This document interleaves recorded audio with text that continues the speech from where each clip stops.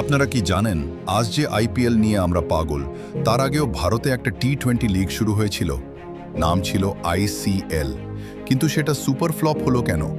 সালটা 2007, জি এন্টারটেইনমেন্ট শুরু করে ইন্ডিয়ান ক্রিকেট লিগ বা আইসিএল, কিন্তু বিসিসিআই একে স্বীকৃতি দেয়নি। উল্টে এটা হয়ে যায় ক্রিকেটের বিদ্রোহী লিগ। বিসিসিআই কড়া নিয়ম করে যারা আইসিএল খেলবে তারা আর ভারতের হয়ে বা ঘরোয়া ক্রিকেট খেলতে পারবে না। আর আইসিএলকে চিরতরে শেষ করতে 2008 সালে বিসিসিআই নিয়ে আসে তাদের তুরুপের তাস আইপিএল।